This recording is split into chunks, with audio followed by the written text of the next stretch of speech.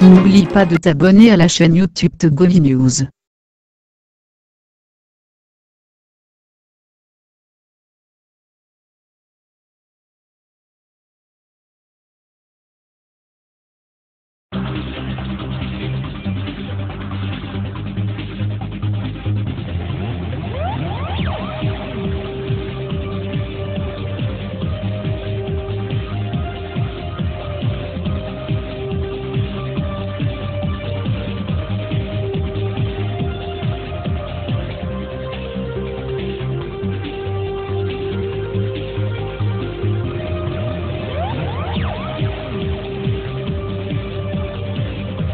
Lundi 3 décembre 2018, c'est la tranche des informations sur la 96.3. Bonjour madame, bonjour monsieur, Audiatu, c'est parti et voici le sommaire. Des voix s'élèvent et non des moindres au niveau de la CEDEAO et dans la société civile togolaise pour le report des législatives prévues pour le 20 décembre prochain. Le gouvernement ne veut pas du tout entendre parler de ce report. La campagne démarre demain et les législatives se tiendront le 20 décembre, dira tout à l'heure Gilbert Bara et la C14, coalition des 14 partis politiques de l'opposition qui a mobilisé encore des milliers de Togolais dans les rues samedi à travers tout le pays, appelle à une opération Togo mort demain. Les raisons, c'est à suivre également dans un instant avec Madame Brigitte Kafui Adjamagbo-Johnson, la coordinatrice de la C14. Audiatu, c'est aussi le débat et ce lundi, nous recevons pour vous le député Kissi Jean Ducar, membre de la C14, à défaut d'avoir aussi un invité qui devrait venir du Parti uni, notamment de la majorité parlementaire, et qui a décliné l'invitation. Et parole vous sera donnée juste au moment opportun sur le 22 21 80 99 92 02 80 63 pour être en direct avec nous et poser vos questions à notre invité, M. Kissi Jean, qui incessamment sera des nôtres. Le journal Joachim Albessim. La coalition des 14 partis de l'opposition appelle à une journée Togo mort demain. Mardi, c'est la grande décision dévoilée par la coordinatrice de la C14 à l'issue de la grande marche du samedi 1er décembre 2018. Une manifestation qui a connu une mobilisation des grands joutants à Lomé, qu'en région notamment à Takpamé, Sokode, Tchamba, Palimé, Dapan, etc. Brigitte Kafui Adjamagbo-Johnson, coordinatrice de la C14. Ce que nous annonçons pour les jours à venir, c'est essentiellement une journée Togo mort le jour de l'ouverture de la campagne pour les élections frauduleuses qui sont en train d'être préparées, pour le coup de force électoral qui est en train d'être opéré et auquel nous ne pouvons pas rester insensibles. Donc nous marquons cette ouverture de campagne par une journée Togo mort. Nous voulons que tout le monde s'organise pour que mardi soit placé sous le signe de la contestation de ce qui se passe en restant chez soi.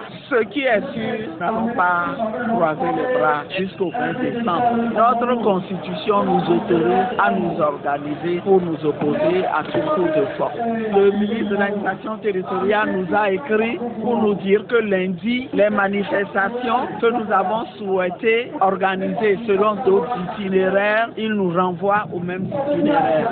Mais nous considérons que c'est notre droit de faire ce que nous voulons. Le mardi, il nous dit les manifestations ne pourront pas avoir lieu parce qu'il y aura ouverture de campagne. Nous comptons lui écrire dès lundi pour lui demander de nous envoyer le texte de loi qui interdit qu'on ne manifeste pendant la campagne électorale. Ça ne peut pas passer.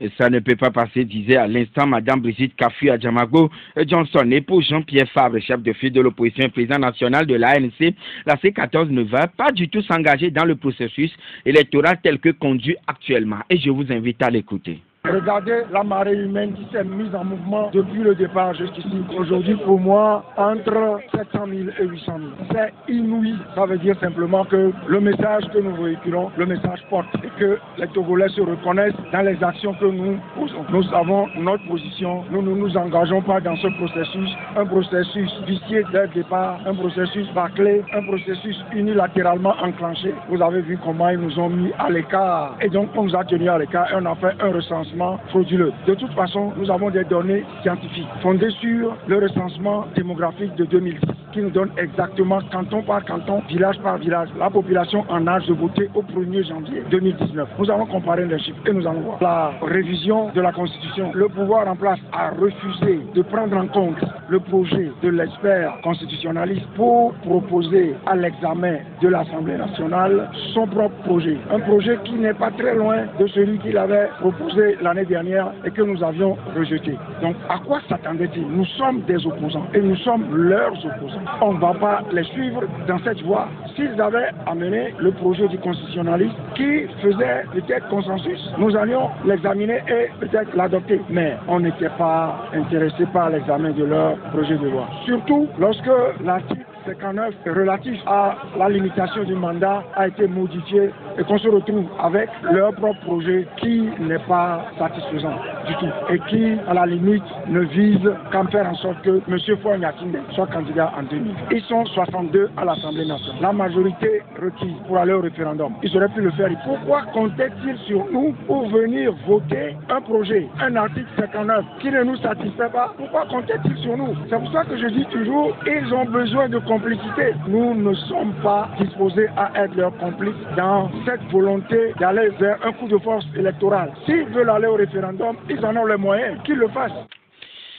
À l'instant, Jean-Pierre Fabre, chef de file de l'opposition. Il répond toujours présent à toutes les activités de la coalition, bien qu'il n'est pas membre de ce regroupement.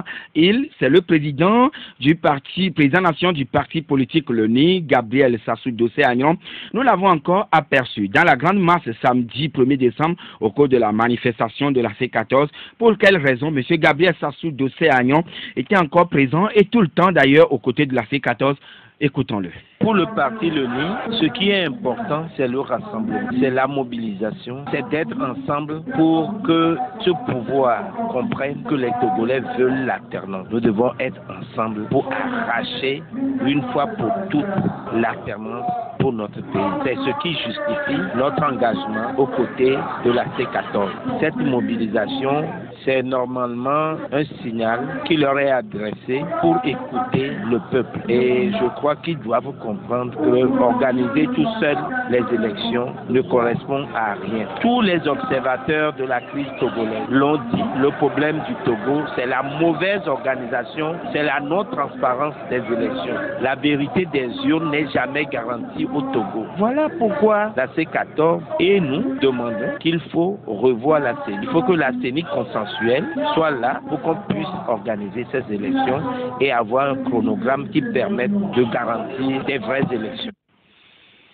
À l'issue de la manifestation de samedi, certains Togolais rencontrés s'expliquent sur les raisons de leur présence aux manifestations de la C14, toutefois que la coalition leur fait appel et je vous propose de les écouter. Moi, je ne veux pas que mes enfants soient là demain à se battre aussi pour avoir un espace de liberté, de créativité, pour que le pays là soit développé. Je ne veux pas demain, quand mes enfants vont me poser la question, mais papa, vous avez été là, qu'est-ce que vous avez fait? Et la dictature existe toujours. Je veux pouvoir regarder mes enfants droit dans les yeux pour leur dire, voilà ce que moi j'ai fait.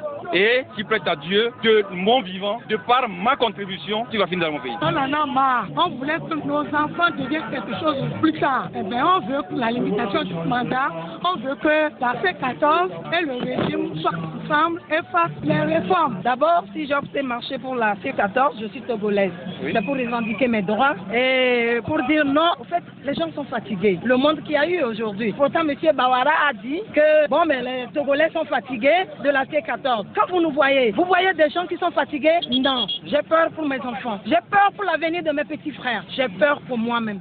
À l'instant, certains manifestants rencontrés samedi au cours de la marche pacifique de la coalition des 14 et le mouvement des femmes unies MFU a célébré hier dimanche de son côté son premier anniversaire placé sous le thème bilan et perspective. Cette célébration a été marquée par une messe d'action de grâce à la paroisse Notre-Dame de la Rédemption de Beklikame. C'était également une occasion pour les femmes du parti présidentiel de passer en revue les activités déjà menées 12 mois après la création du MFU et de s'apprêter pour les législatives du 20 décembre prochain. D'ores et déjà, Mme Kai Raymond de Souza Lawson, déléguée nationale du MFU, annonce que UNIR va obtenir coûte que coûte les 4/5 des 91 sièges afin d'opérer les réformes par les députés UNIR seuls. Et je vous invite à écouter Mme Kai de Souza Lawson. Le bilan nous a permis de dire que nous sommes prêts pour ces échéances-là et les perspectives, c'est le combat qu'on va mener pour gagner ces élections législatives, pour avoir le 4/5 de membres d'UNIR à l'Assemblée nationale pour pouvoir faire les réformes de femmes. Je leur demande de se mobiliser comme d'habitude, elles ont toujours été, et je leur demande d'aider pour que tout se passe dans la paix et la concorde sociale. C'est ça qui est très important. Et toujours dans le cadre des prochaines législatives, une voix et non des moindres s'élève au niveau du Parlement de la CEDEAO, Communauté économique des États de l'Afrique de l'Ouest, et suggère un report de ces législatives jusqu'en mars ou avril 2019. Il s'agit de Mme Aminata Toungara, vice-présidente du Parlement de la CEDEAO, qui déclare qu'il ne faut pas précipiter les élections au Togo et invite d'ailleurs les chefs d'État de la CEDEAO à parler au président fort du Togo. Mme Aminata Toungara, députée ivoirienne, vice-présidente du Parlement de la CEDEAO, au micro de la radio BBC. Le Togo est le pays le plus petit de la sous-région. Si c'est embrasé, le Ghana prend un coup, même la Côte d'Ivoire prend un coup, le Bénin prend un coup. Est-ce que vraiment aujourd'hui, les élections locales, législatives, est-ce qu'on a vraiment besoin de cet embrasement? Qu'est-ce que le Parlement de la CEDEAO compte faire là-dessus? On n'a jamais vraiment pensé que l'opposition allait avoir une position vraiment radicale. On s'est dit, ils ont discuté, et qu'ils auront quand même, et puis par ce qui leur revient comme place. Ça, c'est important. Bon, aujourd'hui, je ne peux pas vous dire. J'ai pensé rencontrer le président de la commission pour savoir qu'est-ce qu'il faut faire. Moi, je crois en âme et conscience. Il faut attendre. Il ne faut pas précipiter les élections. Moi, je souhaiterais que les chefs d'État se rencontrent et qu'ils disent au président de mettre bas la terre. S'il ne met bas la terre et qu'on reporte la date des élections en mars, avril, vraiment, je ne pense que rien ne vaut la paix. Qu'on trouve une solution et que l'opposition se présente de façon quand même qu'on puisse aller dans un pays normal.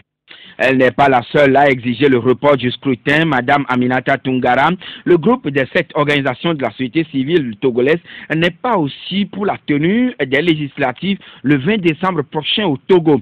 Ce groupe, composé de WANEP Togo, CNSC Togo, CACIT, REP SFECO, Togo, CEJP Togo et SADD, s'inspirant du désaccord profond entre les différents différents protagonistes dans la mise en œuvre de la feuille de route de la CEDEAO, propose un report des élections législatives à une date ultérieure, ceci pour permettre aux différents acteurs de s'entendre pour une organisation consensuelle des différents scrutins. Le G7 souhaite également que les réformes soient opérées dans les plus brefs délais et que les locales soient bien organisées pour le bonheur du peuple togolais. Pour conclure leur communiqué, les 7 organisations de la société civile soulignent, je cite, « S'il est vrai que les élections soient importantes pour le Togo, il est aussi vrai que les élections organisées dans un climat de désaccord constituent un grand risque pour la stabilité du Togo. » Fin de citation. Et du côté du gouvernement, c'est le ministre de la fonction publique qui est monté au créneau. Le ministre Gilbert Bara estime d'abord que la vice-présidente du Parlement de la CEDEAO a été purement et simplement manipulée par les députés de l'opposition qui ont pris part à la session du Parlement de la CEDEAO à Abuja la semaine dernière. Et pour lui, les élections auront bel et bien lieu le 20 décembre prochain. Gilbert Bara, ministre de la fonction publique.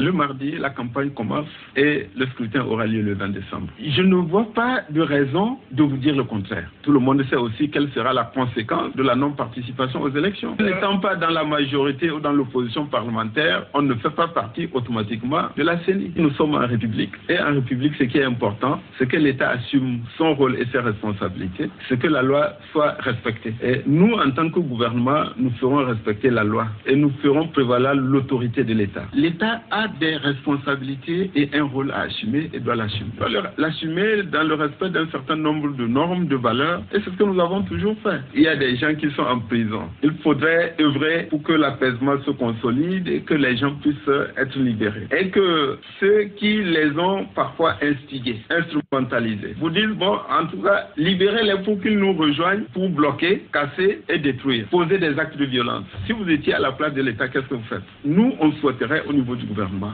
qu'on revienne à la sérénité, que nous essayons de voir l'intérêt de notre pays. Nous avons fait preuve d'ouverture, des compromis ont été obtenus, des efforts ont été consentis. Malgré tout cela, quel est l'intérêt de dire à la population n'allez pas vous faire enrôler? Vous savez, pour les 3 jours de recensement additionnel, ce que ça a coûté à l'État 900 millions de francs CFA. Vous voyez un gouvernement responsable reprendre le recensement même pour une journée?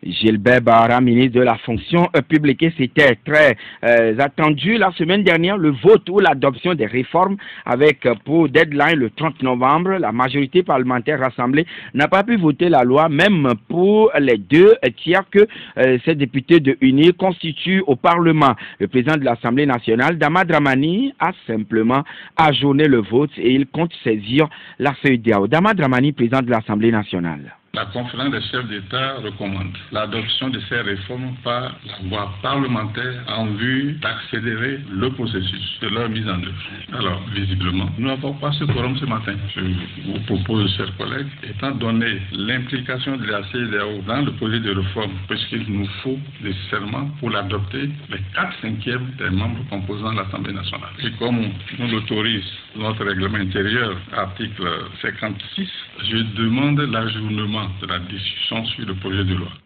Le président du groupe parlementaire uni, Christophe Tchao, a estimé que la commission des lois a fini son travail et ce sont les députés de l'opposition qui étaient à la base du blocage. Mais l'opposition soutient toujours être d'accord que le texte de l'expert constitutionnaliste soit adopté en l'état. Le ministre Bahara ne voit pas les choses de la même manière et relève des erreurs dans le texte de l'expert et annonce que le gouvernement a pris toutes les préoccupations de l'opposition en compte sans pour autant avoir pris le texte de l'expert in extenso. Gilbert Bahara que nous recrutons.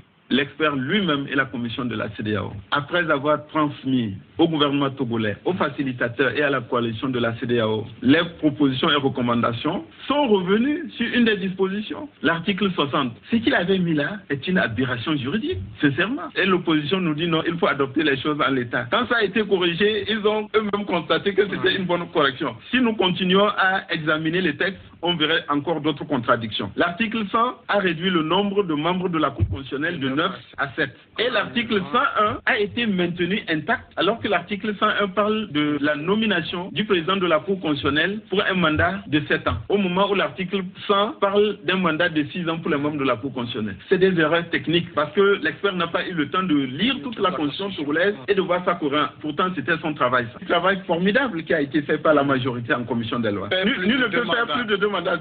Alors, donc, le problème est réglé. Par rapport à ce contenu, il y a encore une autre avancée majeure et il faut en féliciter le président de la République, le gouvernement et notre majorité. L'expert estimait que la limitation des mandats doit constituer une disposition intangible et non révisable. Et regardant notre histoire et le contexte togolais, notamment l'expérience de 2002, où certains citoyens et certains partis et acteurs politiques pourraient redouter le fait qu'un seul parti pourrait disposer d'une majorité qualifiée et opérer une réforme constitutionnelle à lui tout seul. Le gouvernement et sa majorité, sous l'impulsion du président de la République, ont pris cela en compte et ont fait en sorte que cette disposition ne soit révisable que uniquement par référendum. C'est-à-dire ne pas priver le souverain peuple de sa capacité, y compris au terme de l'article 4 de notre Constitution, de réviser la Constitution sur cette disposition-là, mais seulement par référendum. Qu'est-ce que vous voulez que nous fassions encore comme concession? L'article 60, tel que modifié modifié par l'expert lui-même est repris en l'état. L'article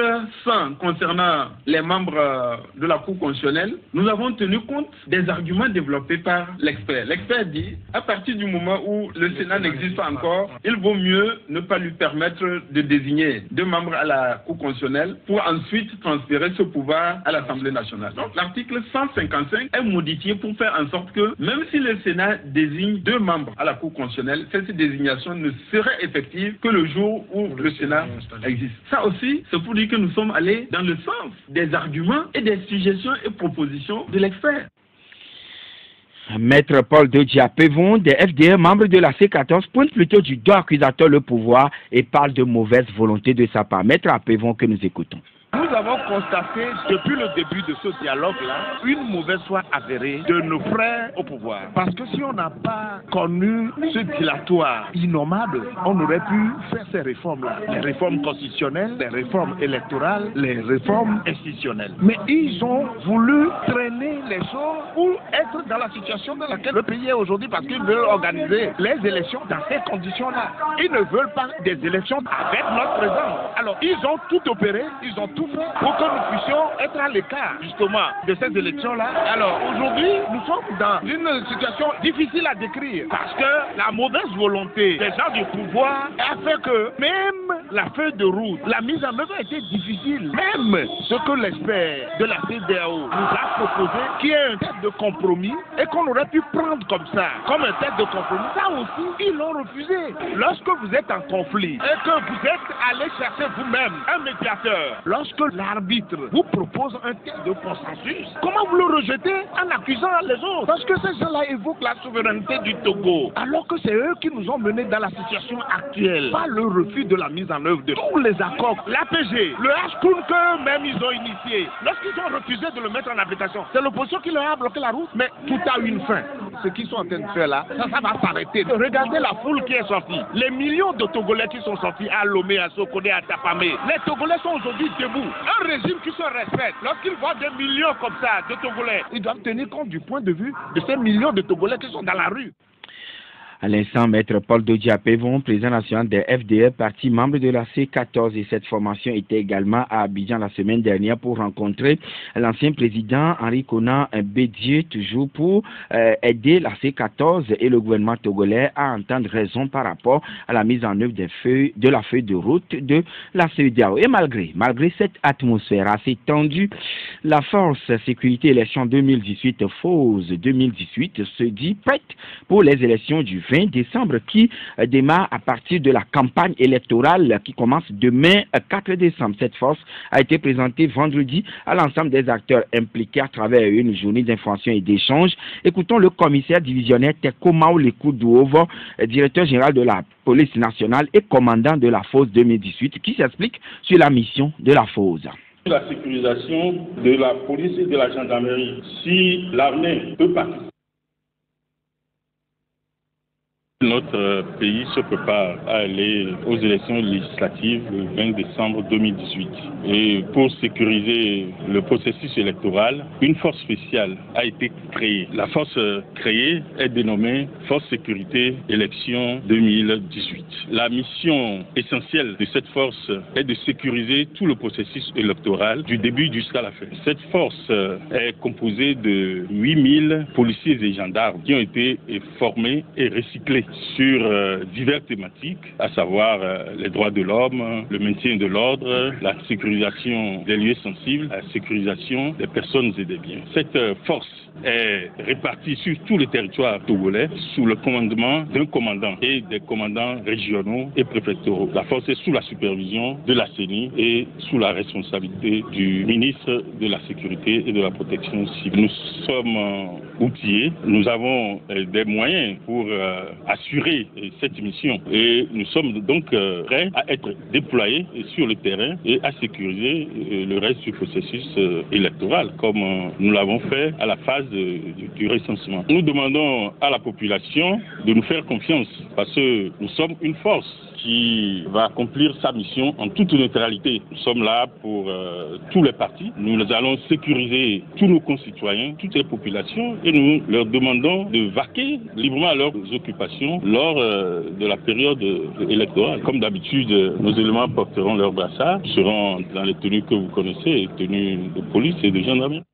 Et pour le ministre de la Sécurité et de la Protection civile, la FOS jouera pleinement son rôle et le scrutin sera apaisé, mais il a encore mis en garde tous ceux qui seraient tentés de vouloir constituer une entrave donc au bon déroulement de la campagne électorale et du scrutin à venir. Je vous propose d'écouter le général Yak Damera, ministre de la Sécurité et de la Protection civile. Il n'est plus un secret pour personne que dans la plupart des pays africains, les périodes électorales sont des moments privilégiés des interventions, des tensions et violences de tout genre. Le Togo, malheureusement, et ce, jusqu'à un passé récent, n'a pas échappé à cette triste réalité, étant entendu que la vie politique nationale et surtout la plupart des processus électoraux ont été souvent émaillés de violence. Face à ce passé très peu glorieux et pour rompre avec le spectre infernal d'incertitude, de climat de méfiance et des sentiments de peur réels ou supposés qui hantent les esprits dans ces périodes sensibles que sont les élections, le président de la République, son Excellence M. Faure et son Nanyassouri, a voulu et initié de concert avec l'ensemble des acteurs politiques de notre pays un nouveau concept de sécurisation de nos élections. Dans ce ordre d'idées et à la faveur de la volonté politique ainsi clairement affichée, toutes les dispositions sont dorénavant prises pour sécuriser tous les processus électoraux à travers la création d'une force intégrée spécialement dédiée à cette fin. Ce fut déjà le cas pour les élections législatives de 2007 et 2013 et puis de l'élection présidentielle de 2010 et 2015. Les différentes forces qui ont été créées pour la circonstance ont permis d'organiser des élections apaisées, sans violence et bien sécurisées à la très grande satisfaction de tous les acteurs politiques nationaux, de la communauté internationale et surtout de nos populations. En un mot, on peut affirmer de nos jours, avec une grande fierté que notre pays a, avec ce nouveau concept de sécurisation des élections, trouver la solution pour éloigner définitivement le spectre de la violence en période électorale. Fort des succès passés de ce nouveau concept de sécurisation des processus électoraux, il a été créé par décret numéro 2018-131/PR du 28 août 2018 en Conseil des ministres, la Force Sécurité Élection 2018. Depuis lors, tout le monde s'est mis à l'œuvre pour rééditer l'espoir des années passées. Nous tenons à rassurer l'ensemble de nos populations que, nonobstant la tension politique ambiante depuis le 19 août 2017 et la volonté de boycotter ces élections exprimées par une partie de l'opposition, toutes les dispositions sont prises pour permettre à la FOS 2018 d'assurer avec efficacité l'ensemble de ces missions. Et pour présent également à cet échange, le président de la CENI a invité les Togolais à faire confiance à la FOS 2018, professeur Kodjona Kadanga, président de la CENI. Les forces de sécurité ont acquis un professionnalisme avéré en matière de sécurisation des processus électoraux qui se démontrent tous les jours ici et ailleurs. On peut affirmer, au regard des expériences accumulées, que le Togo a trouvé la voie la plus idoine pour sécuriser ces processus électoraux à travers la création d'une force spéciale dédiée à cette mission. Il faudrait rappeler que pour permettre aux acteurs de la sécurité de jouer pleinement leur rôle, qu'en plus de l'organisation de la force et des consignes de neutralité et d'impartialité qui guident son action, que la population cultive la non-violence, que toutes les parties impliquées dans le processus électoral se gardent de tout acte pouvant être interprété comme une provocation à l'égard des forces de défense et de sécurité afin de favoriser un climat de paix et une confiance mutuelle. Du nouveau à Lomé, la centrale papeterie et galerie SPC. On y trouve de tout, galerie de thé et table télé, table à manger, des équipements de chambre, salon en cuivre et en tissu, mobilier de bureau et sièges, informatique, high-tech et bien d'autres.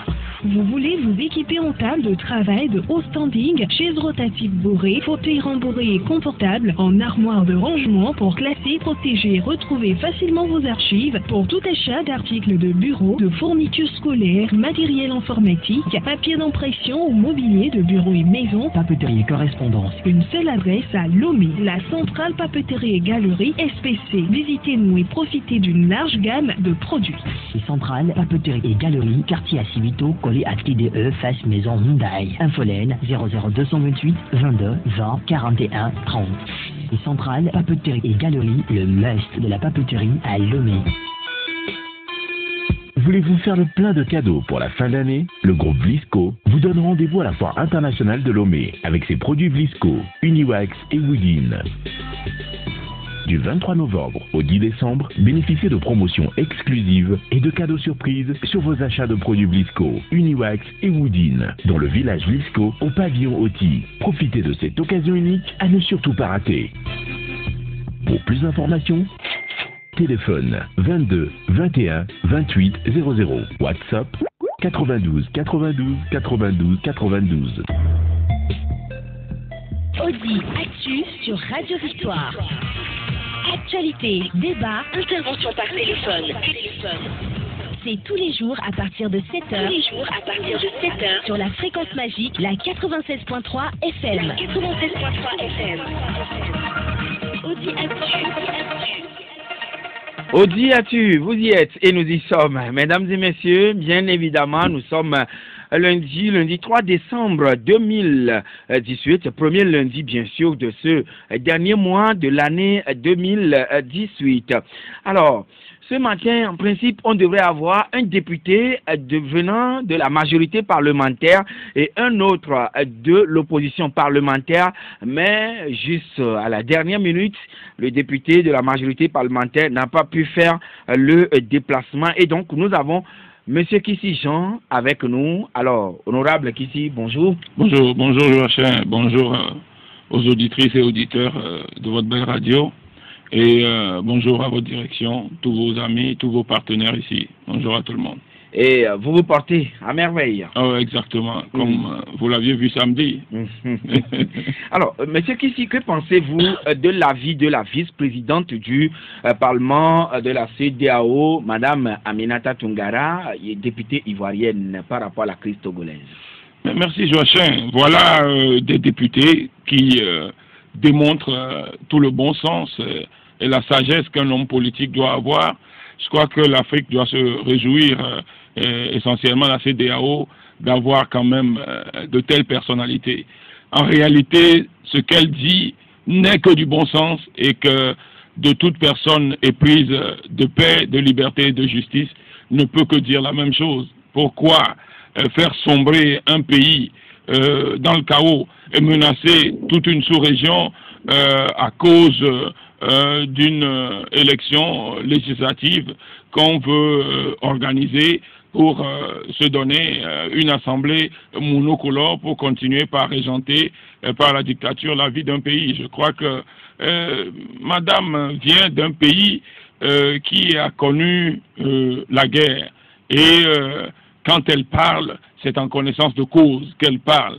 Par conséquent, tout homme politique et puis de paix et puis de justice et doit pouvoir entendre. Et j'estime que ce devait être entendu au plus haut sommet de l'État.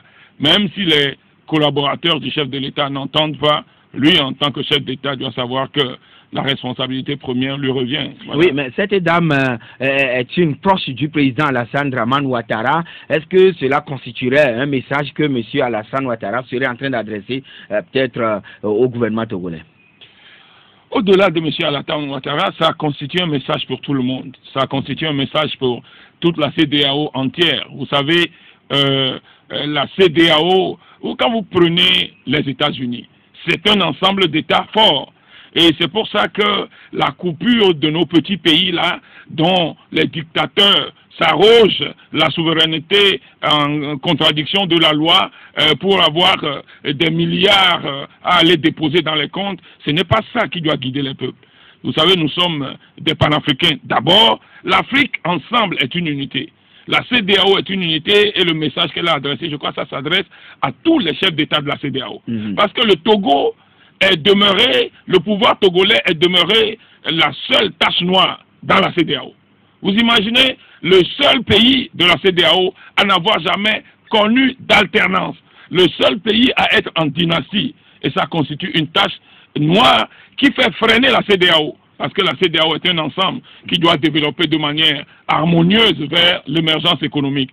Et quand un pays fait défaut, ça agit sur toute la région et ça peut embrancher. La femme l'a bien dit, que ça peut toucher le Ghana, ça peut même toucher la Côte d'Ivoire. Et je crois que le minimum de sagesse demande à ce que tous les chefs d'État entendent ce message, à commencer par celui qui est concerné. Mais le ministre Gilbert Barra vous dit que c'est vous, députés de l'opposition, qui êtes allés la manipuler. Mais vous imaginez, c'est une insulte à l'endroit de cette grande dame. C'est une insulte vraiment que de croire que cette dame, qui est une députée du parti de Ouattara, qui est vice-présidente du Parlement de toute la CEDEAO, c'est pas le Togo, hein, 7 millions de personnes, c'est toute la CEDEAO, l'ensemble, réunie au Nigeria, Abuja, un grand pays. Mais vous croyez que c'est quelqu'un qui est nommé par le pouvoir togolais qui va faire des leçons à cette grande dame? À la limite, madame est élue, c'est une élue, elle est représentante du peuple. Et quand on l'insulte, c'est tout son peuple qu'on insulte en fait. Mais qu'est-ce qu'un ministre, quelqu'un qui est nommé, qui n'a jamais eu un mandat du peuple, a à avoir par rapport à une élue de cette tranche-là? Vous savez, la responsabilité politique provient d'abord d'un mandat. C'est-à-dire que tout ce qui est l'essence d'un politique, tout ce qui vous donne le droit et la légitimité de pouvoir parler au nom des peuples, c'est d'abord le mandat. C'est pour ça que dans un certain nombre de démocraties, comme en Grande-Bretagne, tu ne peux pas aller gérer les choses de l'État si tu n'as pas un mandat du peuple. Avant d'être ministre, tu dois être député d'abord ou être chef d'un exécutif local avant d'être ministre, parce qu'on te demandera quel mandat le peuple t'a donné pour que tu puisses venir gérer les choses en son nom. Ici, c'est qu'on nomme les gens sont quelque part, un jour on les nomme, ils n'ont jamais eu d'engagement, ils n'ont jamais montré leur vie pour ce pays, ils ne sont jamais allés devant le peuple pour leur demander un mandat, et puis on va faire des leçons à tout le monde, on va faire des leçons aussi à nos compatriotes de la CEDEAO. En réalité, c'est une maladresse qu'on ne doit pas connaître en politique. Si le ministre dit ceci ou bien cela, est-ce que, tout d'abord, selon nos informations, le Parlement ne vous a pas délégué d'aller prendre part à la session du Parlement de la CEDEAO, mais c'est vous-même, au niveau de l'opposition, qui êtes parti là. Peut-être pour une mission précise? Non, c'est nos députés membres du Parlement de la CEDEAO qui sont partis. Vous avez raison qu'il y a une incongruité commise à la tête du Parlement togolais, c'est le fait que, de son propre gré, vous savez, dans cette République togolaise, il y a des dictateurs partout, quoi. Quelqu'un peut prendre l'Assemblée, là, parce qu'il est président de l'Assemblée, il considère que c'est sa chasse gardée, il fait aussi le dictateur là-bas. Quelqu'un a pris l'État, il fait le dictateur là-bas. Dans ce pays, quelqu'un avait pris le lycée technique et Yadema et faisait le dictateur, il dit que lui aussi c'est sa République, ça. Voilà ce que le Togo connaît si vraiment on ne réalise pas le changement et l'alternance dans ce pays. Le président de l'Assemblée, qui est un élu comme moi, et j'ai toujours dit, je lui ai dit lui-même en face, il n'a pas plus de droits que moi, il n'a pas plus de compétences et de devoirs que moi. Il est élu comme moi. C'est pour ça que dans un certain nombre de parlements, on n'appelle même pas président, on dit speaker. C'est lui qui porte la voix de nous tous. Il n'est pas autre chose que ça. Parce qu'il n'y a pas de mesure où un député est plus élevé que l'autre. Il se permet de décider de lui-même qu'aucun député ne doit voyager, aucun député ne doit plus aller dans les organisations parlementaires parce que lui en a décidé, parce que notre mandat était arrivé à sa fin et que nous sommes dans la prorogation du mandat. Est-ce que peut-être ce ne serait pas pour des raisons de contraintes budgétaires? Comment des raisons de contraintes budgétaires? Est-ce que l'argent existe encore dans la cagnotte? Donc ça veut dire que leurs ministres ne voyagent plus? Leurs ministres ne vont plus en mission? On est au Parlement. Ouais, mais votre mandat est déjà arrivé à terme. Oui, mais je dis, notre mandat est arrivé à terme, mais notre mandat continue. Ah, d'accord. C'est la Constitution qui dit, c'est le même article qui définit notre mandat, qui fait continuer le mandat. Vous savez, j'ai entendu des incongruités et un certain nombre de choses. Et quelquefois, ça me gêne. Si des gens en qui j'avais du respect, que j'avais suivi, qui nous avaient encadrés lorsque nous étions jeunes à la tête des mouvements estudiantins, commencent par jouer à la danse tango ou au zigzag. Je vous ai toujours dit, un zigzag n'est jamais droit. J'ai entendu mon frère Nicolas Lawson la dernière fois dire que le Parlement n'est plus légitime, qu'on évacue les affaires courantes. Où est-ce que c'est écrit dans le règlement intérieur de l'Assemblée qu'on évacue les affaires courantes? Mais je me demande, qu'est-ce qui se passe au Togo? Où est-ce que c'est écrit? Lorsque on démissionne un gouvernement et qu'on veut nommer un nouveau Premier ministre, et le gouvernement évacue les affaires courantes, est-ce que c'est la même chose que quand une assemblée vient en fin de mandat, mais la Constitution proroge directement son mandat? La Constitution a mis les limites que les députés doivent arrêter. Mais moi, j'ai un travail dans ma commission, un texte de haut niveau dans ma commission que je dois commencer aujourd'hui. Est-ce que je dois dire que, parce que je suis en prorogation, je n'ai plus le droit de prendre ce texte-là? Mais vous voyez, vous ne savez pas, vous avez l'impression qu'il y a des choses qui jouent, et puis des gens à qui vous avez de la considération, chacun se met à la machine, et chacun tonne, chacun veut enfoncer le peuple dans la confusion. C'est vraiment dommage. À partir du moment où moi, on ne me présentera pas une disposition de la Constitution, ou une disposition de code électoral, qui dit que, alors que la Constitution proroge notre mandat jusqu'à la mise en place de l'autre, que nos pouvoirs sont limités, je ne vois pas. Je ne vois pas comment un président de l'Assemblée peut s'arroger le droit tout seul de ne pas nous faire voyager. Mais est-ce que vous avez cherché à comprendre pourquoi il a dit que vous ne devez plus voyager pour prendre part aux réunions des parlementaires à travers le monde? Mais il n'arrive pas à donner d'explication. Moi, je lui ai posé des questions au téléphone. Non, c'est une décision qu'il a prise parce qu'ils sont dans une dictature. Ils fonctionnent suivant la dictature. Voilà, vous n'avez... Peut-être vous allez creuser davantage pour savoir... Il n'y a rien à creuser. Monsieur le journaliste, dites aux Togolais qu'on ne creuse pas le non-droit. C'est l'erreur que vous aussi vous commettez. Il y a quoi à creuser dans le non-droit? Pourquoi les lois sont là? La loi dit quelque chose. Dites ça, terminez. Pourquoi vous voulez qu'on continue de... On va creuser quoi? On va creuser et aller chercher une autre loi? Et peut-être d'autres réunions qui viendront bientôt. Et si on vous dit également de ne pas y aller, ici c'est la CEDEAO, c'est pourquoi rapidement vous êtes pointé là. Maintenant, s'il s'agit peut-être de la Russie ou bien je ne sais plus quel pays. Oui, mais si on n'a pas les moyens d'y aller, ok, moi-même j'ai eu une mission la dernière fois à Kiev. Il n'a pas voulu m'autoriser cette mission-là. L'organisation même m'a envoyé un billet pour aller. J'étais même arrivé jusqu'à Paris. C'était à cause de la situation au pays qu'on m'a demandé de revenir et que j'étais revenu. Sinon, je serais allé. Donc, je crois que la communauté internationale, les organisations travaillent pour nous et c'est peut-être Dieu aussi qui travaille pour le Togo. Madame Aminata Tungara disait tout à l'heure, et je la cite, qu'elle ne croyait pas qu'après les innombrables discussions, l'opposition serait encore radicale. La dame met en cause votre caractère radical. Mais qu'est-ce qu'elle a dit en poursuivant? Oui, on a parlé de votre caractère. Oui, mais qu'est-ce qu'elle a dit en poursuivant? Elle a dit quelque chose qui explique. Elle a dit après qu'elle croyait que après toutes ces discussions-là, les choses avaient avancé. Malheureusement, les choses n'ont pas avancé. Parce qu'on les a toujours trompés. Les émissaires qu'ils ont eus les ont toujours trompés quand on est en train d'organiser les élections. On a élu les membres de l'opposition dans la CENI, etc. Et c'est lors de la dernière session qu'elles ont compris que rien de tout ça n'a été fait. Et c'est pour ça, vous n'avez pas vu la conclusion? Vous n'avez pas vu que la conclusion est liée à une partie de son message? Donc voilà, c'est à la dernière session qu'elles ont pu comprendre qu'il y a des choses graves qui se sont passées au Togo, que tout ce qui se passe au Togo est la violation de la feuille de route de la CEDEAO. C'est pour ça qu'ils demandent au chef d'État de reporter ces élections, pour qu'il n'y ait pas du sang qui coule au Togo. Voilà. Et les chefs d'État vont entendre raison? Est-ce que c'est facile? Mais nous allons continuer par faire du lobbying. Actuellement, le président de la CEDEAO est en Pologne. Quand est-ce qu'il va revenir pour plancher rapidement sur le cas Togo? Mais il y a des gens qui travaillent avec lui. Ah, d'accord. Et puis il y a des facilitateurs qui sont nommés dans le cas togolais. Oui, mais... En tout état de cause, nous, le peuple, ensemble avec qui nous sommes, on ne reculera pas. C'est-à-dire que c'est l'application de la feuille de route, stricte de la feuille de route, et des décisions du comité de suivi, rien d'autre. Est-ce que les conditions sont actuellement réunies pour aller aux élections le 20 décembre? Je vous pose cette question parce que hier, le professeur Charles Kondi Agba, délégué national des sages du Parti Uni, disait chez nos confrères de New TV, je le cite, que le recensement étant déjà fait, les candidatures déposées, puis validées par la Cour constitutionnelle et publiées, les listes des électeurs validées et publiées, l'encre indélébile réceptionnée, rien ne va plus arrêter la machine. Cap sur le 20 décembre. Est-ce que les conditions sont réunies? Bravo au professeur Charles Kondi Agba.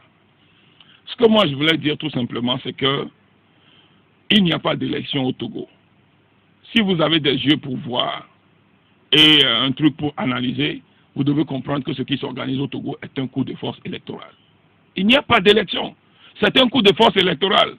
Joachim, à partir du moment où quelqu'un piétine les lois, fût-ce le pouvoir, et qu'il organise des choses, il faut comprendre que c'est un coup de force électoral. Quand vous prenez les dispositions de nos lois, la loi dit quoi? La loi, c'est le code électoral. Dans son article 12, qui dit la CENI est composée de 17 membres. Et la façon dont la composition est faite est précisée par l'accord politique global qui dit la CENI sera composée de façon équilibrée entre la mouvance présidentielle, les partis d'opposition et la société civile. L'accord politique global en quel point? Au niveau de quel point? L'accord politique global à sa page 31 au niveau de l'annexe premier. Voilà les lois sur la base desquelles nous avons organisé toutes les dernières élections. À partir du moment où la CENI n'est pas constituée de manière équilibrée, même sans la feuille de route de la CEDEAO, mettons-nous dans la posture avant le 31 juillet, avant la feuille de route de la CEDEAO.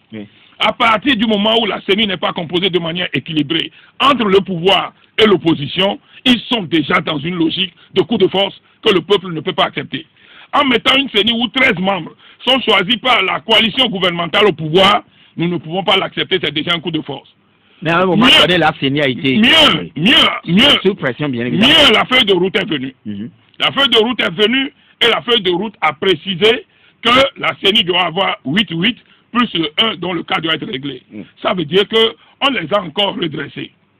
Alors, pendant ce même moment, continuez pas à organiser de manière unilatérale un processus électoral est la violation de la feuille de route qui est venue s'y ajouter.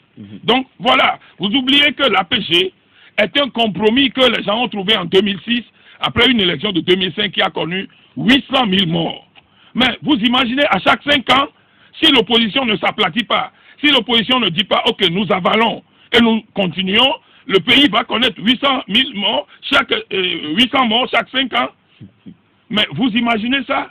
Et c'est une thèse qu'on peut soutenir? Non, je crois qu'à un certain moment, on doit dire basta, c'est fini là.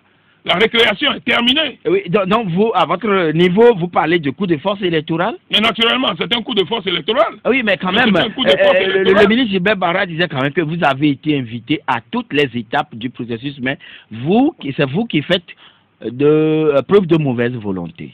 Le ministre Gilbert Barra n'est pas le chef d'État de la CEDEAO. Le ministre Gilbert Barra n'est pas membre du comité de suivi.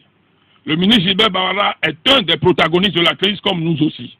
À partir du moment où la feuille de route a dit c'est une CENI inclusive qui organise les élections, toutes les opérations qui ont été organisées en dehors de cette CENI inclusive-là doivent être annulées. Voilà. Et la CENI inclusive n'est même pas encore totalement mise en place. La CEDEAO l'a dit comme cela, tel que vous le dites. Mais vous avez lu la feuille de route? Bien. La feuille de route ne vous a pas dit que c'est une CENI inclusive qui organise les élections. Mais si la feuille de route dit que c'est une CENI inclusive qui organise les élections, et cette feuille de route-là est venue mettre ça en changement de leur ancienne CENI qu'ils mettent en place. Si cette ancienne CENI continue d'organiser les élections, comment on appelle ça? C'est le respect de la feuille de route? C'est la mise en œuvre de la feuille de route?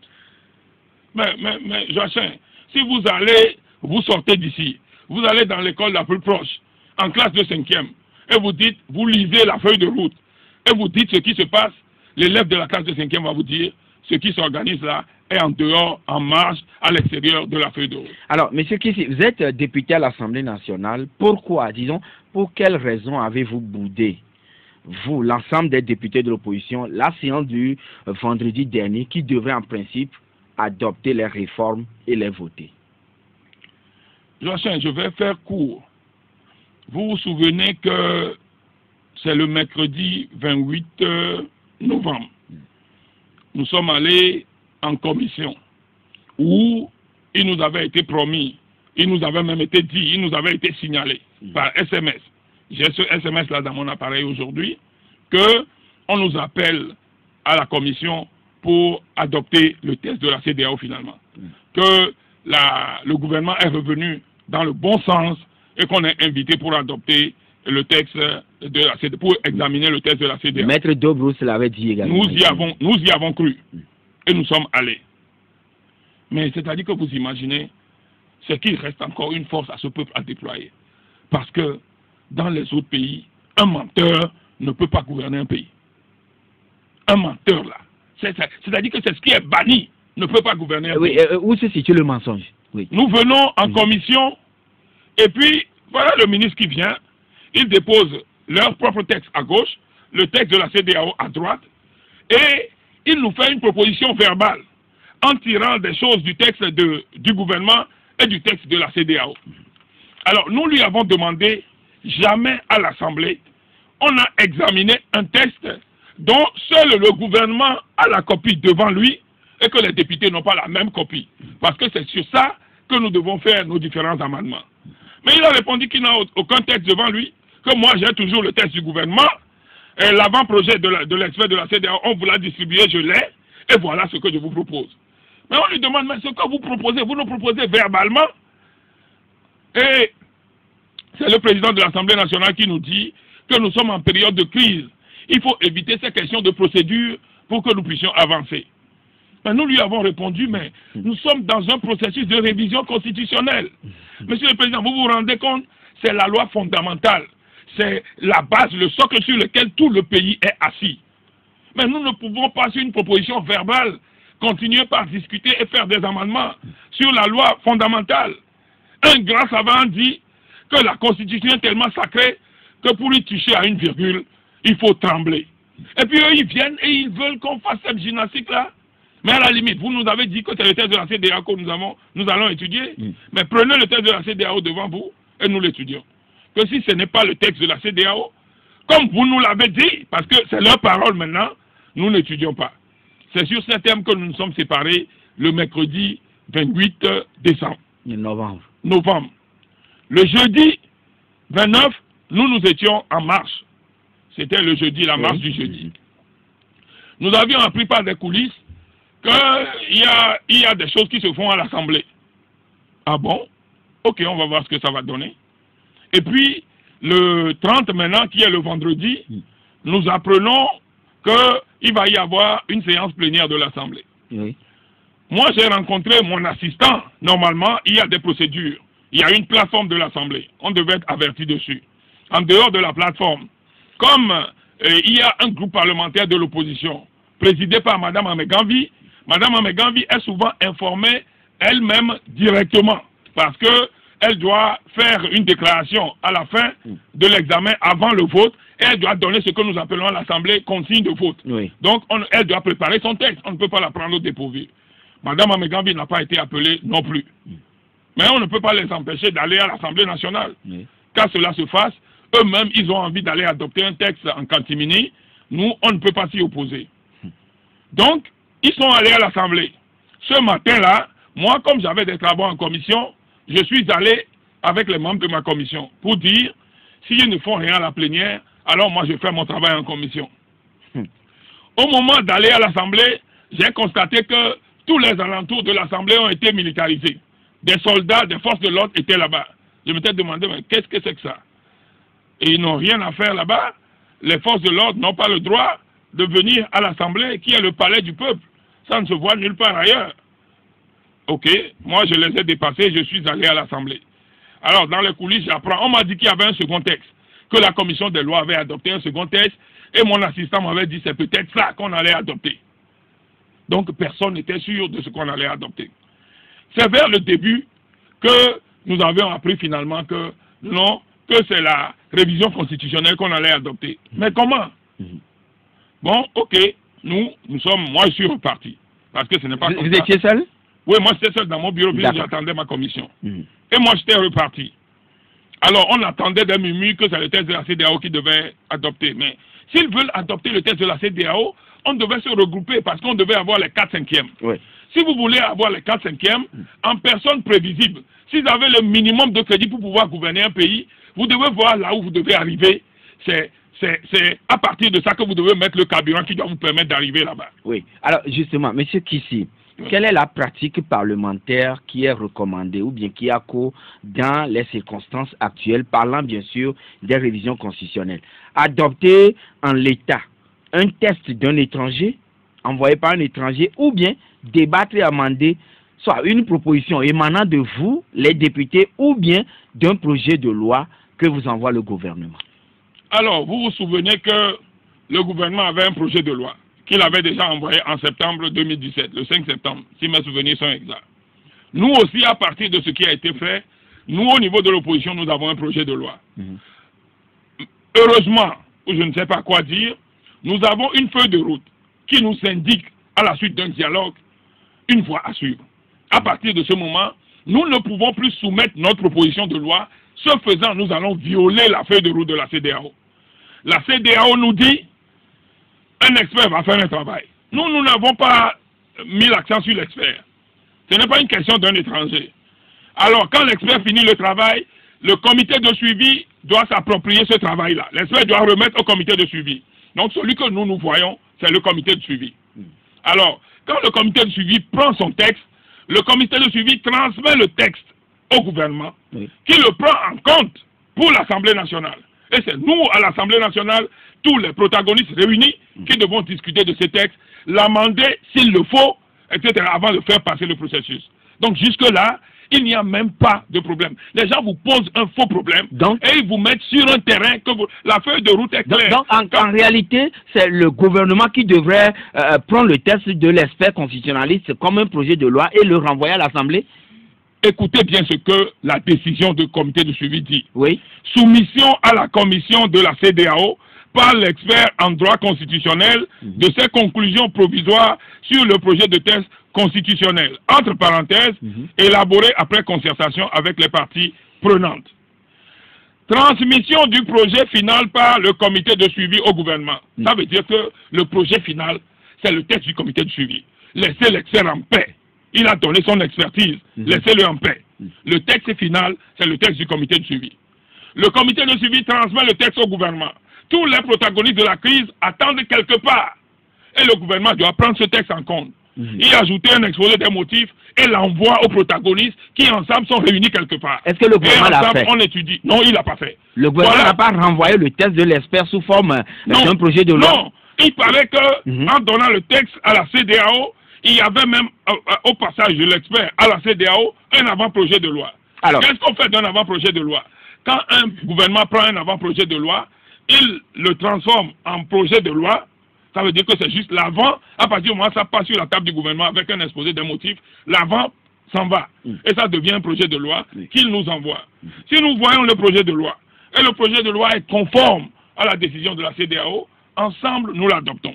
Si ensemble, nous nous mettons ensemble, puisque le texte doit avoir 4/5e, c'est là où il faut voir.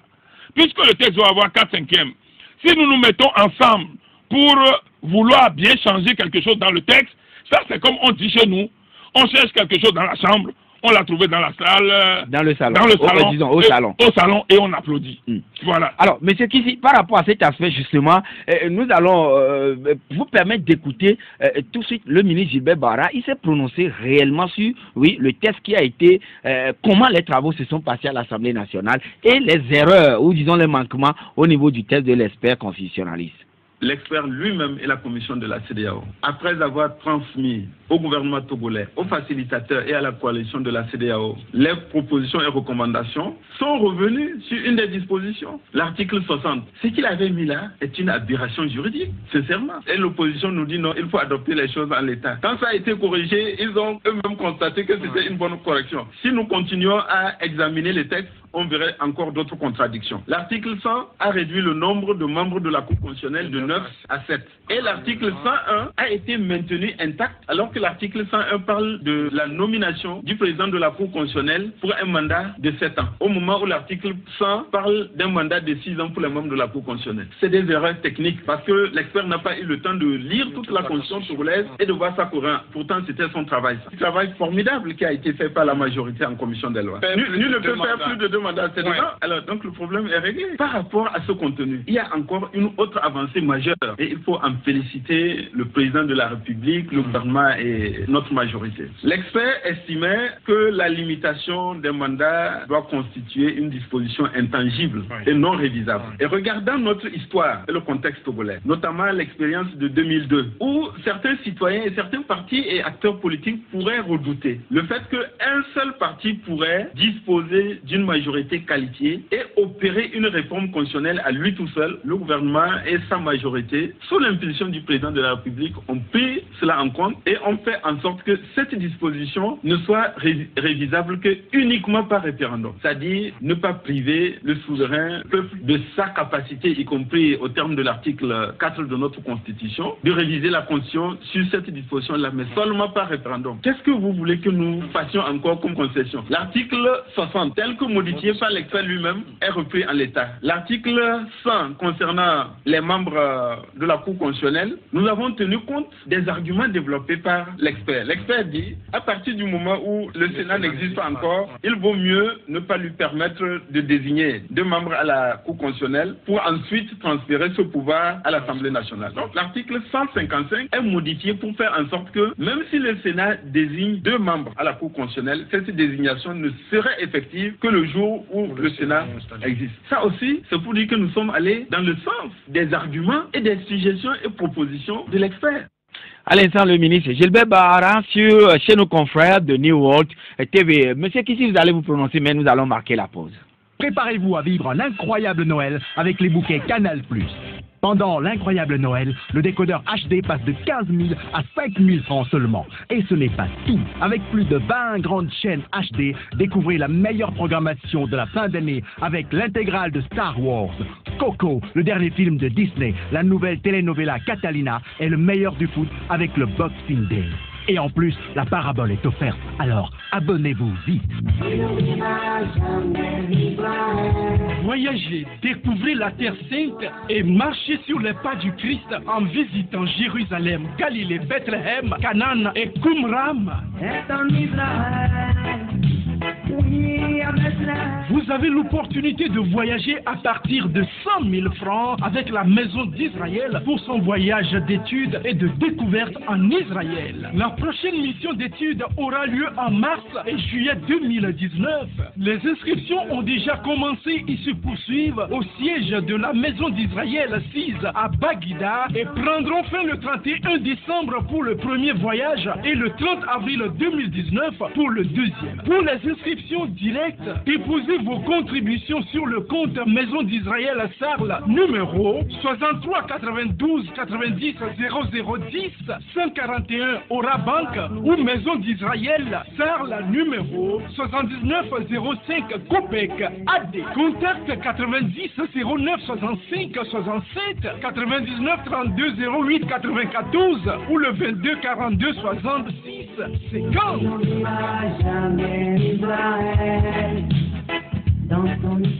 Waouh! Regardez-la, elle est ma reine. Toujours belle, toujours élégante, avec sa peau claire, lisse et sans tache. Et quand je lui demande, chérie, comment tu fais? Elle me sourit et n'a de réponse que ma reine. Alors, j'ai cherché et j'ai trouvé son secret. Ma reine, c'est toute une gamme de lait corporel, de lotions, de sérums et de crème de visage, plus 2 types de savons à base de carottes et de bave d'escargot. Avec ça, vous êtes vraiment une reine, avec une peau claire, lisse et sans tache. Pour toutes informations complémentaires, contactez AC Cosmétiques au 90 91 38 38, au 92 07 57 37 et pour tout achat en gros, l'établissement Top à votre disposition au Grand Marché de Lomé, non loin de l'Institut Goethe, téléphone 91 18 81 81. Avec ma reine, soyez sans tâche. La Fondation Macafui vous convie au grand concert dédicace de l'album Le ciel a proclamé de Madame Pasteur Habitor.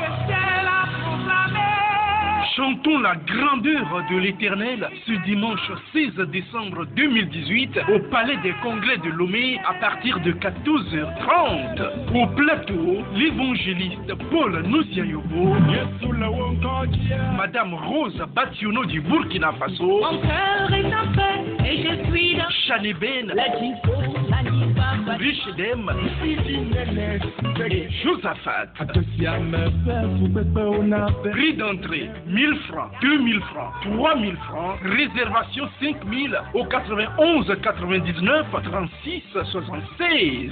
Les tickets sont disponibles à la JVA, à la Fondation Macafui et dans tous les centres piscines de guérison. 16 décembre, le ciel s'ouvrira en faveur des couples sans enfants. Partenaires Togocel, Crystal Optique, Sodina Mau Service, Godken, Tabita Couture, et les médias partenaires JVA, Radio Bonne Nouvelle, TVT, RTDS, TV2, Radio Victoire, Radio Carré Jeune, Fréquence 1, Infoline 90 02 60 37 ou 99 99 36 75. Un événement Bicom 2 points. Pour maîtriser l'art de fabriquer des colliers traditionnels en perles pour des sorties galantes, mariages, fêtes de fin d'année, une seule adresse, Dondo Jéhovah. Dadé vous reçoit chaque jour pour une formation express en perles, colliers en perles et fabrication de savon. Dondo Jéhovah est aussi un salon de coiffure et de tresse. Nous sommes à votre disposition dès votre arrivée pour un travail vite fait, bien fait. Vous voulez vous présenter aux déclamants de coiffure et de tresse, nous vous y préparons. Dondo Jéhovah, le paradis des produits de beauté et de vente de mèches. Contactez Dondo Jéhovah sur le 90 39 81 63, le 98 76 95 53. Quartier Alaglo, rue Tchaoudjo, face à l'ancien marché Aquilevissimi. Profitez de nos nouveaux produits à des tarifs très avantageux. Dondo Jéhovah, toute la sous-région nous fait confiance. Prenez la vie à la manière prima. L'eau pure, minérale naturelle, embouteillée à la source dans une unité certifiée ISO 22000.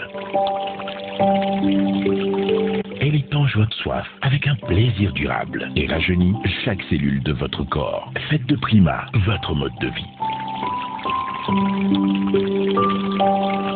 Prima est disponible partout, spécialement aux établissements Bethel City, 6 à Abedi, téléphone 90 01 25 95 ou le 98 60 71 15. Le professionnalisme, la compétence, la qualité, la précision, la satisfaction totale. Pour vos lunettes, une seule adresse, Cristal Optique. Boulevard du 13 janvier, passe CNTT. Téléphone 22 22 96 96 à Lomé. Audi Actus, c'est du lundi au vendredi de 7h à 8h20 sur Victor FM. Retour donc en studio ici dans le studio gris bien sûr de votre radio Victoire FM avec notre invité monsieur Kissi Jean, député à l'Assemblée nationale sous la coupole bien sûr du CAR, Comité d'action pour le renouveau, parti membre de la C14. Tout à l'heure vous avez écouté le ministre Gilbert Barra. Ouais. Alors vous au niveau de l'opposition vous préconisiez que le test de l'ESPER soit voté in extenso, c'est-à-dire en l'état. Mais le ministre est en train de sortir certains manquements, certaines erreurs qu'il a qualifiées au niveau de l'article 60 d'une aberration juridique. Première chose, le ministre est ministre de la République togolaise. Moi, je voudrais d'abord, en tant que frère, lui demander un peu de pondération. Alors, qualifier le travail d'un expert juridique de ce niveau, connu d'aberration juridique, je crois que... En ce qui concerne l'aspect de la majorité du suffrage exprimé par rapport... Oui, même ça, je crois que c'est aller trop fort. Parce qu'on dit chez nous, demain n'est pas loin, on dit chez nous. Alors, quand vous rentrez dedans, ce qu'il qualifie même d'aberration juridique est pratiqué sous d'autres cieux, où les gens sont plus avancés que nous. L'ESPER n'a jamais donné, n'a pas pu donner un seul... Dans les pays de l'Est, allez en Roumanie. Il y a un quota auquel celui qui gouverne le pays doit être élu avant d'être accepté. La moitié des électeurs. Allez, en Roumanie, je crois que ça doit être 40%, mais cherchez la constitution de la Roumanie. Il y a un autre pays dont le président s'appelle Donald Tusk. En tout cas, cherchez dans les pays de l'Est. Moi, je vous le chercherai. Mais en Roumanie, je peux vous garantir qu'il y a un quota dans sa constitution. Et quand tu n'atteins pas ce quota-là, tu ne peux pas te proclamer élu. Voilà, ce n'est pas du tout une aberration juridique. C'est vrai que quand vous voyez la sous-région, il n'y a pas cette disposition. Oui.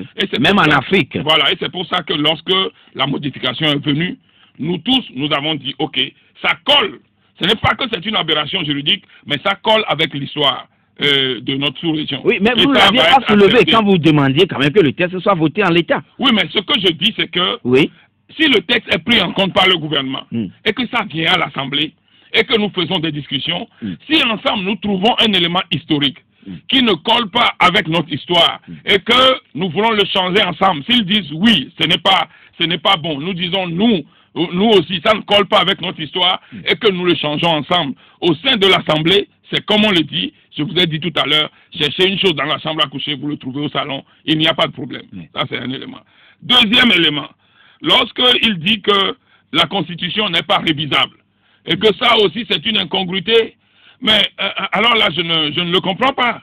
Dans plusieurs pays de la sous-région, cette disposition est mise. Je crois même que dans la Constitution ivoirienne, la Constitution burkinabé, après le truc là, c'est mis, et dans la Constitution du Niger, c'est mis que cette disposition n'est pas révisable. Vous savez, ça aussi c'est l'histoire de notre continent.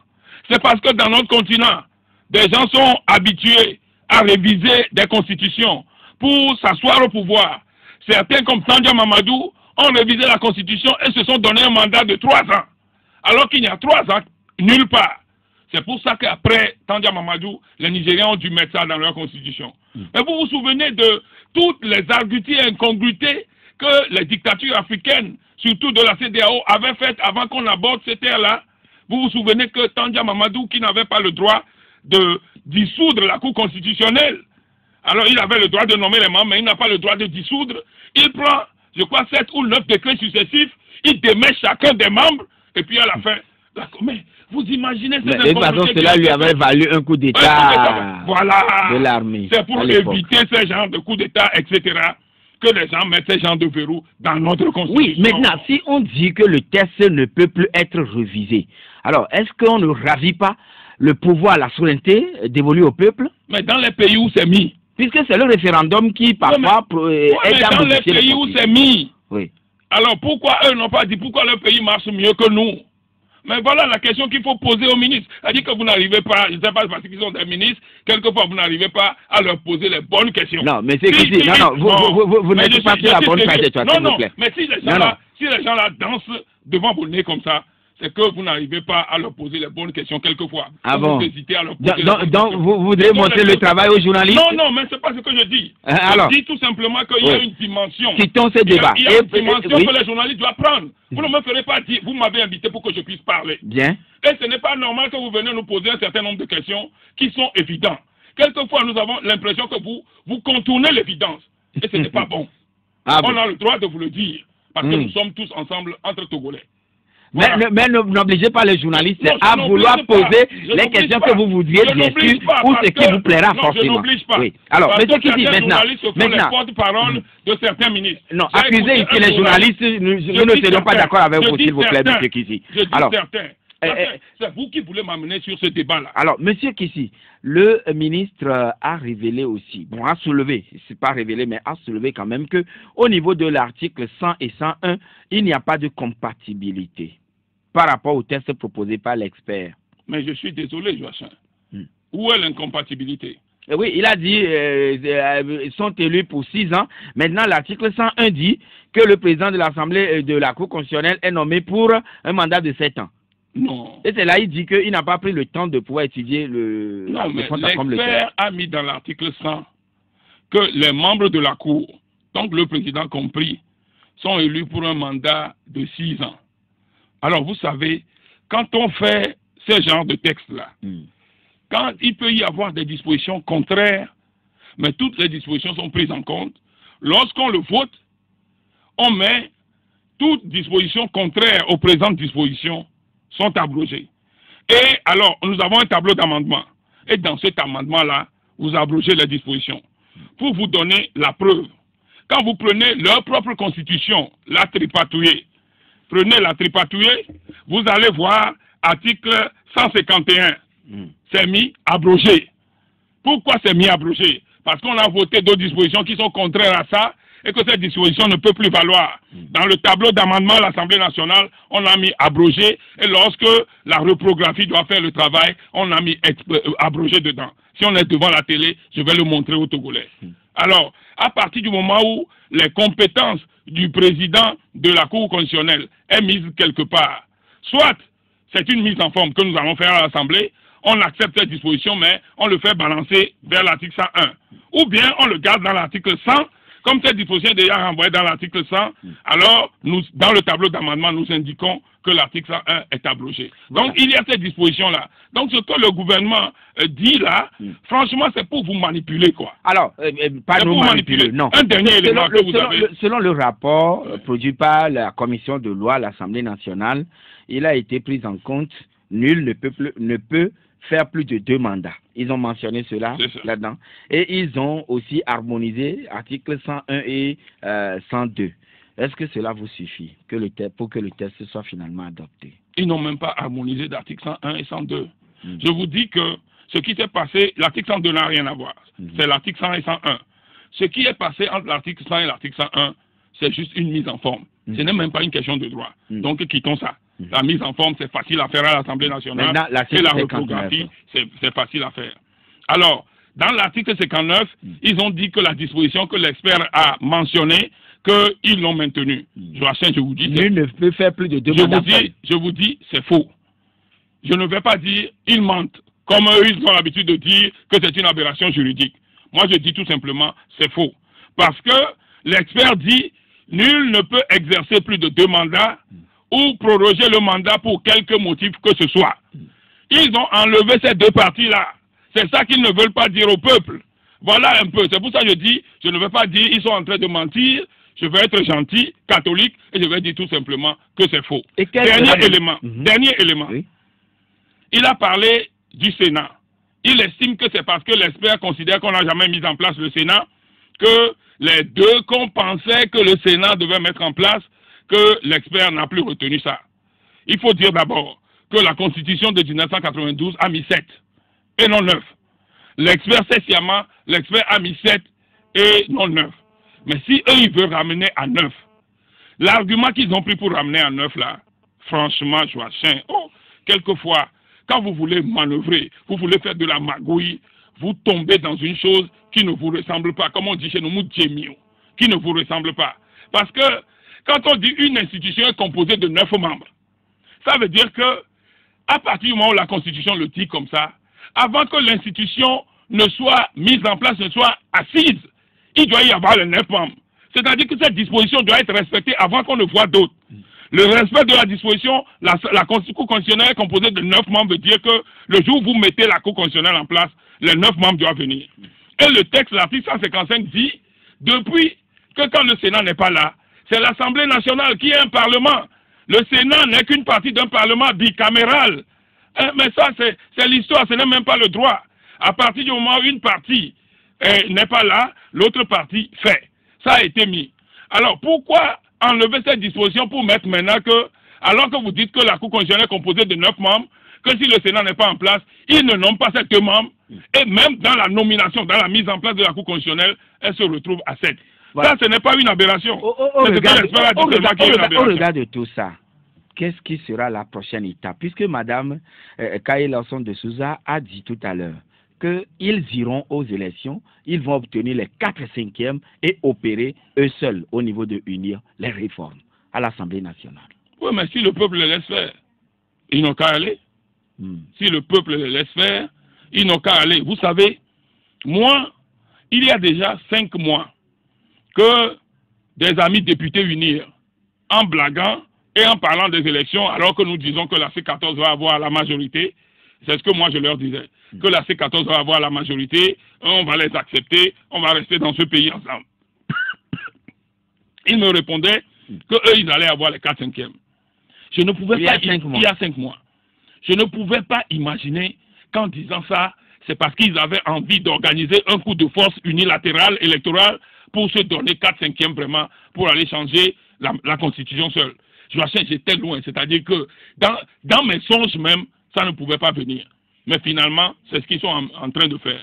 Mais ils oublient que... Autrement dit, ils se sont levés tôt, ils préparaient cela depuis fort longtemps. Oui, mais c'est tellement, je ne sais pas, c'est tellement diabolique que vous ne pouvez même pas imaginer, même si cela est dit, qu'ils pouvaient le faire. Oui. Ou bien ils sont sur un terrain politique et ils se préparent. Mais dans une nation, le fait de concocter dans un salon déjà que vous allez faire un coup d'État, d'État électoral, un coup de force électorale, qui vous permettra, vous seul, d'avoir une assemblée monocolore pour modifier la Constitution. Et c'est pour ça que vous faites des blocages à toute dimension de révision consensuelle pour faire apaiser la crise. Est-ce que ce n'est pas diabolique, Joachim? Au demeurant, ils ont oublié. Oui, mais avant de nous lire cette portion, M. Gado a une question à vous poser. M. Gado, vous êtes en ligne. Bonjour. Oui, bonjour. Bonjour, honorable. Oui. Bon, honorable, vous avez une lourde responsabilité. Parce que c'est maintenant que vous allez arracher l'indépendance du Togo. Donc, faites de sorte que votre nom, la C14, soit ancré dans l'histoire. Merci et nous sommes derrière vous. Bonne journée. Monsieur Lawson, bonjour. Monsieur, bonjour. Oui, bonjour. Je salue votre invité. Et je voulais tout simplement leur dire que leurs œuvres leur suivront. Et encore une fois, bonjour au peuple martyr du Togo. Merci. Oui. Allez-y. Vous mettrez le meilleur des tests dans les mains de quelqu'un de mauvaise foi, il le lira autrement. Même Jésus-Christ descendra sur terre pour dire à ce régime que ce que vous faites avec le peuple n'est pas bon. Ils tâcheront Jésus d'être membre de la C14. C'est pour ça, tout simplement. Je voudrais encore une fois interpeller le chef de l'État, seul garant de la cohésion nationale et de la sécurité du peuple togolais, d'arrêter les choses alors qu'il est temps. L'élection prévue pour le 20 décembre sera catastrophique pour le Togo. Et où est la CEDEAO? La CEDEAO est venue pour calmer la situation ou quoi? Merci, monsieur Larson. Vous avez été bien compris. Monsieur Gagnon? Monsieur Gagnon, bonjour. Bonjour, Oui, nous vous écoutons. Ce matin, j'aimerais savoir quel est l'intérêt que juge notre gouvernement ou bien quel est le profit qu'il en aura lorsque ces élections auront lieu.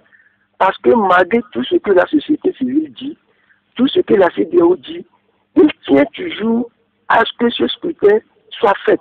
Je veux savoir quel avantage, quel profit voudrait-il tirer de la tenue de cette élection. C'est ça que je veux savoir. D'accord. Et nous allons prendre le dernier intervenant, c'est Komi. Bonjour. Jean-Philippe, bonjour. Oui. Je pense que tu vas bien. Bien, comme vous. Demander 2 questions à notre invité. Première question, c'est inscrit où dans nos lois togolaises que lorsqu'il y a les campagnes et l'élection, les autres ne doivent pas se manifester. Première question.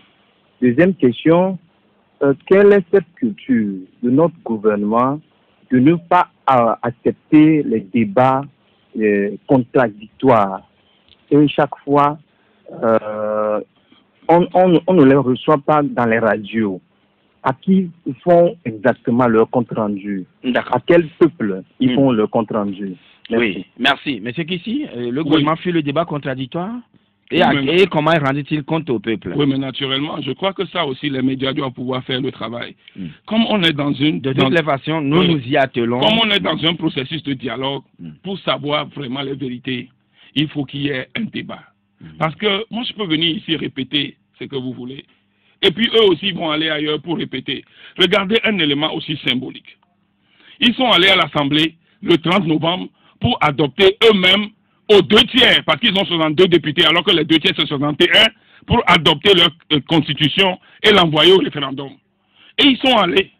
Et Dieu a joué. Je colle ça à la réponse à M. Lawson. Oui. Et je dis, Dieu travaille aussi, quoi. Dieu a fait que, même sur les 62 députés, ils n'ont pas pu avoir le courant pour adopter les 2/3. Donc, tous les 62 n'étaient pas présents physiquement? C'est ça qui a fait. Ils n'ont eu que 57. Plusieurs journalistes ont été dans la salle. Ils n'ont eu que 57. Mais ça ne s'est jamais parlé. C'est ce qu'on appelle chez nous amlima. Je ne sais pas comment on dit ça en français. Miracle. C'est le miracle. Voilà ce qui s'est passé un peu la dernière fois. Je vous dis, vous vous souvenez, en 2014, ils ont eu les 2/3 pour un anachronisme tel que le gouvernement même a envoyé un texte et en bloc les députés l'ont rejeté. Donc, en septembre 2017, ils ont eu les 2/3. Comment se fait-il que cette fois-ci, ils n'ont pas eu les 2/3? Dieu travaille. Les Togolais, si vous êtes chez vous, applaudissez au moins pour ça. Oui, quel est l'intérêt pour le gouvernement de coûte que coûte organiser les élections le 20 décembre? Quel intérêt? Oui, non, en fait, ce qui s'est passé, moi je l'ai dit depuis, hein, vous vous souvenez, et c'est dans votre studio que je l'ai énoncé la première fois. Et je vous ai dit, ça doit faire au moins 2 mois maintenant, un truc, cherchez vos émissions, c'était mon avant-dernière émission, ça doit être. Et je vous ai dit que j'ai appris des choses, que apparemment, ils se sentent au niveau du pouvoir, que s'ils mettent en œuvre la feuille de route, mais il n'y avait même pas la dernière réunion du comité de suivi, que s'ils mettent en œuvre la feuille de route, ils perdent les législatives et ils perdent le pouvoir. Que la dimension dans laquelle ils sont, soit c'est semer du grabuge, soit c'est organiser des élections auxquelles l'opposition ne participerait pas.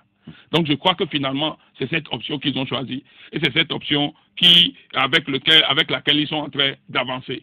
Pourquoi pour le peuple togolais? Et c'est sur ça, oui, on nous dit. Et on vous dit de ne pas du tout manifester pendant la période de campagne. Oui.